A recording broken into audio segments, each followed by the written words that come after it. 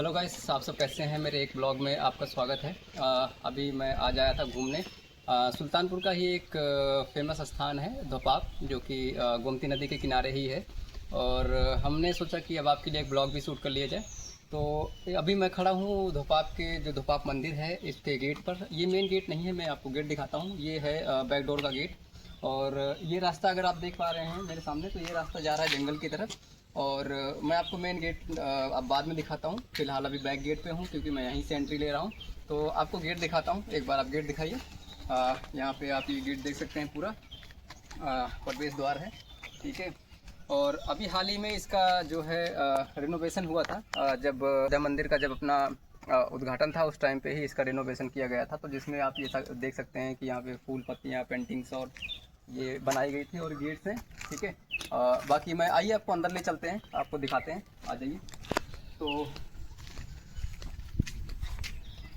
जब आप गेट से अंदर एंट्री करते हैं, तो आपको यहाँ पे देखने को मिलेगा कुछ बोर्ड, ठीक है। आप ये बोर्ड में देख सकते हैं जहाँ पे ये मेंशन है कि तीर्थराज धोपाप धाम का पौराणिक महत्व। तो जो इस मंदिर का महत्व है वो इस बोर्ड में सारा मेंशन है। आप देख सकते हैं कि सुल्तानपुर में गोमती तट पर बसे धोपाप धाम पर भगवान श्री राम और माता जानकी का प्राचीन मंदिर है।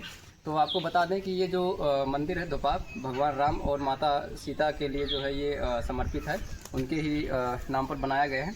और आइए आपको बहुत कुछ दिखाते हैं, क्योंकि यही से बहुत सी विरासत हैं जो हमारे ज़िले में या हमारे लोकल स्थानों पे छुपी होती हैं, जो जहाँ पे लोग पहुँचते नहीं हैं, ठीक है। तो अभी मैं यहाँ आया हूँ, तो आपके लिए एक ब्लॉग शूट कर रहा हूँ। आप लोग देखिए, और आपको अच्छा लगता है तो बताइएगा। आइए आपको दिखाते हैं।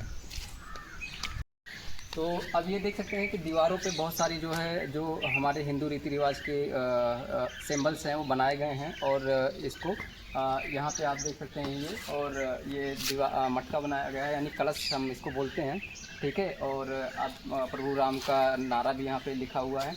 और आप आइए धीरे धीरे आपको दिखाते हैं कि दीवारों को किस तरीके से इसको जो है बढ़िया से सजाया गया था उस दौरान, जब हमारा मंदिर का उद्घाटन हो रहा था।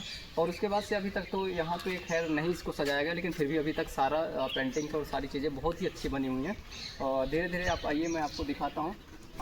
यहाँ पे आप देख सकते हैं कि पानी की टंकी है, जहाँ पे पानी रहता है, ठीक है। और जिसका उपयोग यहाँ मंदिर में होता है, मतलब पूजा के टाइम पे। अभी दीवारों पे बहुत सारी पेंटिंग्स बनी हुई हैं इस तरीके से, जो बहुत ही बेहतर तरीके से बनाई गई हैं, एकदम अच्छी कला जिसको हम बोल सकते हैं। यहाँ पे कुछ फूल पत्तियाँ हैं, थोड़ा पास आइए। यहाँ पे फूल पत्तियाँ हैं, और यहाँ पे तोता बनाया गया है, ठीक है। अभी हल्की हल्की बारिश भी हो रही है, तो इस वक्त मैं थोड़ा सा ब्लॉग अभी स्टॉप करता हूँ, आगे आपको बताते हैं। तो अभी हल्की हल्की बारिश भी हो रही है, फिर भी मैं ब्लॉग शूट कर रहा हूँ, क्योंकि इतनी भी नहीं है कि मैं भीग जाऊँ। आइए आपको दिखाते हैं। बता दें कि जो धोपाप मंदिर है, जो सुल्तानपुर के गोमती नदी के किनारे स्थित है, इसका पौराणिक मानना ये है कि जब प्रभु राम जो है रावण का वध करके लौट रहे थे, तो उस टाइम पर यहाँ पे गुरु वशिष्ठ के कहने पर उन्होंने गोमती नदी में ही स्नान किया था, जिससे कि उनके ऊपर से ब्राह्मण हत्या का जो पाप है धुल जाए। तो उसी के बाद से इस स्थान का नाम धोपाप हो गया। और यहाँ पे अब जो भी व्यक्ति आता है, इसको एक धार्मिक स्थल के रूप में, और यहाँ पे गोमती नदी में स्नान करने आता है, ठीक है। और यहाँ पे मेला भी लगता है शायद दशहरे के टाइम पे। और आइए आपको दिखाते हैं। ऐसी बहुत सारी प्राचीन विरासत हैं हमारे पास, जो हमसे छुपी हुई हैं। हमें उसको देखना चाहिए, और हमें उसके बारे में थोड़ा सा विस्तार करना चाहिए, जिससे लोग यहाँ आएँ, घूमें, और यहाँ पे टूरिज़्म बढ़े, ठीक है। तो अब दीवार देख सकते हैं, यहाँ सारी चीज़ें जितनी भी पेंटिंग्स हैं, यहाँ पे सब मंदिर और प्रभु राम के नाम पे हैं, बनाई गई हैं। यहाँ पे आप देख सकते हैं कि भगवान राम की पेंटिंग है, जो प्रभु राम जी जो है हनुमान जी को अंगूठी दे रहे हैं, ठीक है। तो आप आइए और दिखाते हैं यहाँ पे। और यहाँ पे ग्रीनरी इतनी अच्छी है, यहाँ पे हरियाली है कि आप देख सकते हैं, एकदम प्राकृतिक तरीके से इसको प्रकृति ने भी सौंदर्य बनाया है। आज साथ ही साथ में से पेंटिंग भी बहुत अच्छी हैं। यहाँ पे खजूर का पेड़ है, और साथ में ये टोटी आप देख सकते हैं। अगर आइए आपको मैं दिखाता हूँ, तो यहाँ पे ये टोटी है। फिलहाल अभी इसमें पानी नहीं आ रहा है, लेकिन ये आम जनमानस के लिए है कि यहाँ पे इसका पानी पीने का प्रयोग कर सकते हैं, ठीक है। और आपको बता दें कि यहाँ पे ये देसी हैंडपम्प है, ठीक है। देसी हैंडपम्प जो है गांव में आपको पता है कि हैंडपम्प का ही प्रयोग होता है, क्योंकि यहाँ टोटियाँ उतनी नहीं होती हैं, और यहाँ पे हैंडपम्प पे इमीडिएटली ताज़ा पानी आपको मिल जाता है। तो जैसे कि अगर ये चलता है, तो आइए मैं चला के दिखाता हूँ। हाँ, चल रहा है, अच्छा पानी है इसका, ठीक है। और क्योंकि गांव में हैंडपम्प यूज़ होता है और यहाँ पे इमीडिएटली ताज़ा पानी मिल जाता है, तो लोग इसका प्रयोग घर घर में लगभग हैंडपम्प आपको मिल ही जाएगा। शहरों में क्या है कि लोग टोटी का इस्तेमाल करते हैं और वहाँ पानी जो है सप्लाई का आता है, पर गांव में बहुत सी चीज़ें जो आपको नेचुरल और प्राकृतिक मिल जाती हैं और आपको ज़्यादातर चीज़ें ताज़ा मिल जाती हैं, चाहे सब्ज़ी हो खाने की, चाहे कोई भी, ज़्यादातर चीज़ें आपको ताज़ा मिलेंगे। चलिए और बाकी चीज़ें आपको दिखाते हैं। सबसे ज़्यादा मनमोहक चीज़ें जो यहाँ पे हैं, यहाँ की पेंटिंग्स हैं। वो पेंटिंग्स आइए आपको दिखाता हूँ, कितनी सुंदर पेंटिंग्स बनाई गई है। जैसे कि यहाँ पे आप देख सकते हैं कि शायद यहाँ पे जो पेंटिंग्स है उतनी क्लियर तो नहीं है। यहाँ पे हनुमान जी को माता सीता जी कुछ दे रही हैं यहाँ पे, ठीक है। और उसके बाद अगली पेंटिंग्स में आप देख पाएंगे कि यहाँ पे हनुमान जी जो है एक राक्षस को अशोक वाटिका में जो है पेड़ उखाड़ कर मार रहे हैं और बाकी सारे राक्षस यहाँ भाग रहे हैं। मतलब ये पेंटिंग्स इतनी बेहतरीन बनाई गई हैं कि अगर आप आएंगे तो पेंटिंग्स ही आपको जो है इतना अच्छी लगेंगी कि आपको आपका मन मोह लेंगी, ठीक है। आइए आगे देखते हैं और बाकी मंदिर का भी दर्शन आपको कराते हैं। आइए, ये लगभग 100 साल पुराना कुआं है बताया जाता है। आइए आपको कुआं दिखाते हैं। अभी फ़िलहाल इस कुएं को ढक दिया गया है ताकि कोई यहाँ पे गिरे नहीं। पहले बताया, आपको पता ही है कि कुओं से ही पानी पिया जाता था पहले प्राचीन काल से लेकर और अभी हाल ही तक।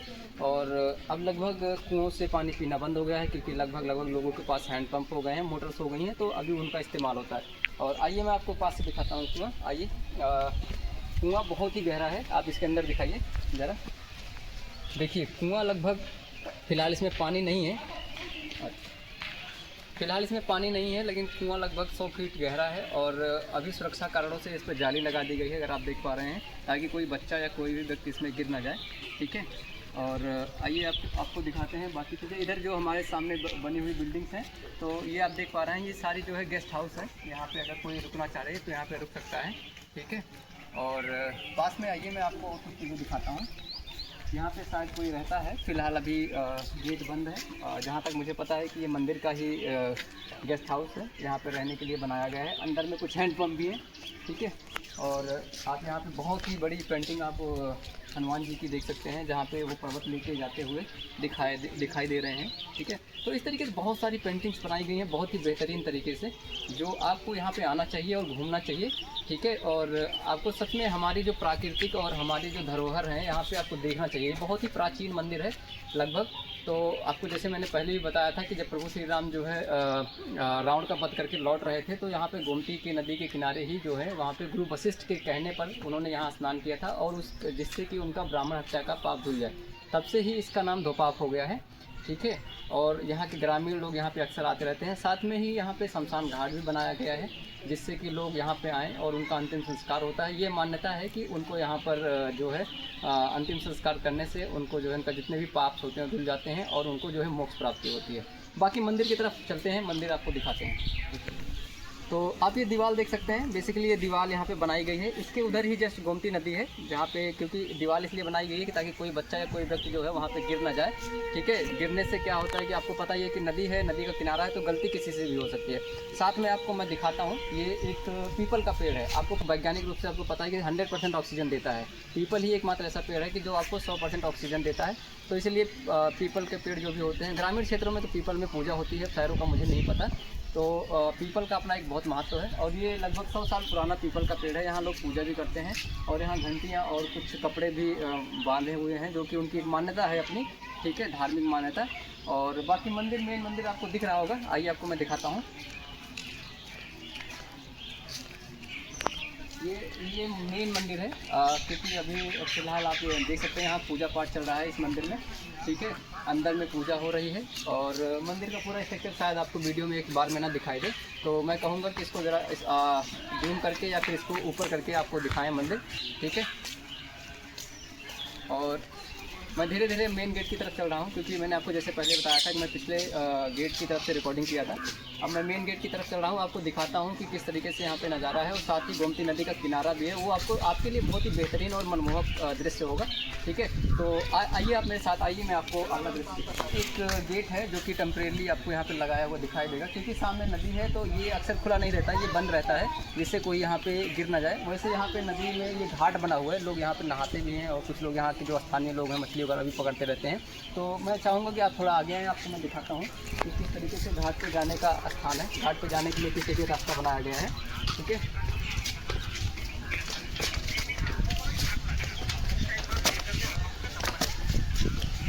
नहीं मानते। मैं इससे आगे तो नहीं जाऊंगा फिलहाल, क्योंकि अभी वहाँ पे बहुत सारे लोग हैं, आपको दिखाई दे रहे होंगे, जो कि मछली पकड़ रहे हैं, क्योंकि यहाँ के स्थानीय लोग हैं, तो ये अक्सर आते रहते हैं। और आपको बता दें कि इसी सीढ़ी का इस्तेमाल करके लोग यहाँ पे नहाने भी जाते हैं और मछली भी पकड़ने जाते हैं। ठीक है, फिलहाल अभी बरसात का मौसम है, तो नदी का जो जल स्तर बढ़ गया है, और जब जल स्तर बढ़ जाता है तो वैसे भी यहाँ नहाने के लिए मना कर दिया जाता है, क्योंकि खतरा होता है। खैर, यहाँ पे जो लोग लोकल हैं उनके लिए कोई दिक्कत नहीं, क्योंकि वो यहीं के निवासी हैं, उनको आइडिया है कि कब नहाना है कब नहीं नहाना है। ठीक है, तो चलिए बाकी आगे की चीज़ें आपको दिखाते हैं जो यहाँ पे देखने लायक हैं और घूमने लायक हैं। ठीक है, आइए।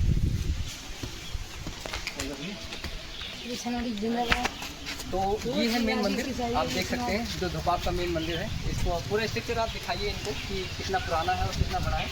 और आप यहाँ पे देख सकते हैं जो ग्रिल्स लगी हैं, ये अभी हाल ही में सुरक्षा कारणों से लगाई गई हैं, क्योंकि मंदिर पुराना है तो ग्रिल्स अभी जल्दी में। आपको शंख की आवाज़ भी सुनाई दे रही होगी, जो कि बहुत ही मनमोहक है, क्योंकि अभी यहाँ अंदर पूजा चल रही है और हल्की हल्की बारिश भी हो रही है, तो मुझे ब्लॉग शूट करने में थोड़ा सा दिक्कत भी हो रही है।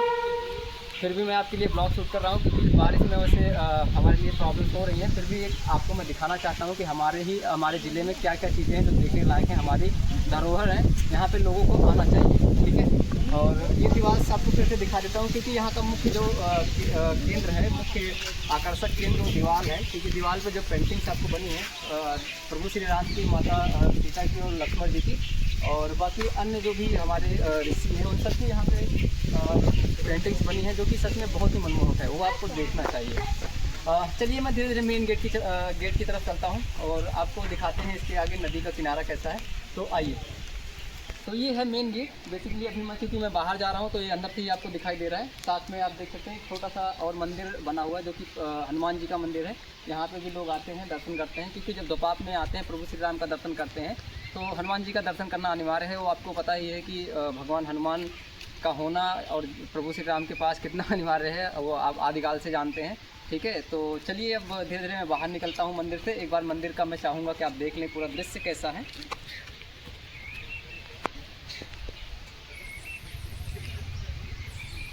फिलहाल मैं भीग चुका हूँ लगभग बारिश में, और मैं धीरे धीरे नीचे जा रहा हूँ। और आपको बता दूँ कि मंदिर लगभग 50 फीट ऊपर है नदी के किनारे से। ठीक है, और क्योंकि अभी मैं भीग रहा हूँ तो इसलिए मैं जल्दी जाना चाहूँगा, और धीरे धीरे मैं जीने की तरफ जा रहा हूँ। सीढ़ी के जो मुख्य द्वार है यहाँ से मैं बाहर हो जाऊँगा और आपको दिखाता हूँ कि कितना ऊंचा है। लगभग सीढ़ियाँ 200 सीढ़ी तो लगभग होंगी ही होंगी। आइए आपको दिखाते हैं। ये मेन गेट का छोटा सा एग्जिट और एंट्री गेट है, यहाँ से आप बाहर आ सकते हैं, और क्योंकि मेन गेट हमेशा नहीं खुला रहता है। और ये जीना है यहाँ से, और यहाँ पे एक बोर्ड लगा है धोपाप का, जो कि बहुत बड़ा बोर्ड है। तो फिलहाल मैं अभी इस ब्लॉग को यहीं पे ख़त्म करता हूँ, और क्योंकि बारिश ज़्यादा हो रही है, अगर मैं आगे रिकॉर्ड करता हूँ तो मैं आपको आगे ज़रूर दिखाऊँगा नदी का। तो गाइस मैं अब आ गया हूँ मंदिर के बाहर, और अब मंदिर के बाहर एक फ्लाईओवर है जो कि नदी के ऊपर ही बना हुआ है। तो अब मेरे पीछे देख रहे हैं मंदिर ये है, जो कि बहुत ऊंचाई पे है, और मैं इस वक्त फ्लाईओवर पे हूँ। और कितनी ही नदी है, और बहुत ही चौड़ी नदी है और बहुत गहरी नदी है। और यहाँ पे बहुत सारे लोग देख रहे हैं, आप मछलियाँ भी पकड़ रहे हैं, नहा रहे हैं। और यहाँ पर शमशान घाट भी है, जैसे मैंने आपको बताया था। आप दिखाइए शमशान घाट। तो यहाँ पे किनारे बना हुआ है, जहाँ पे लोग आते हैं और अंतिम संस्कार करने के लिए। ठीक है, क्योंकि एक पौराणिक कथा है कि अगर यहाँ नदी के किनारे उनका अंतिम संस्कार किसी भी व्यक्ति का होता है तो उनको मोक्ष प्राप्ति होती है। ठीक है, और मैं कहूँगा कि वीडियो थोड़ा पास करके दिखाएं, नदी कितनी लंबी और कितनी गहरी है। तो थोड़ा पास आ जाइए आप।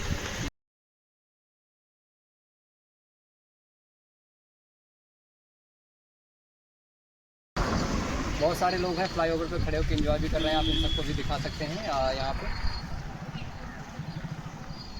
तो इस ब्लॉग में इतना ही। अगर ये वीडियो पसंद आया तो आप वीडियो को लाइक करिए, चैनल को सब्सक्राइब करिए, और कमेंट करके बताइए अगर आपको कुछ और जानना है या किस तरीके से वीडियोस आपको और चाहिए तो मैं और भी जगह पे जाकर के आपको ये वीडियो बनाता रहूँगा। फिलहाल के लिए धन्यवाद, मिलते हैं अगले ब्लॉग में।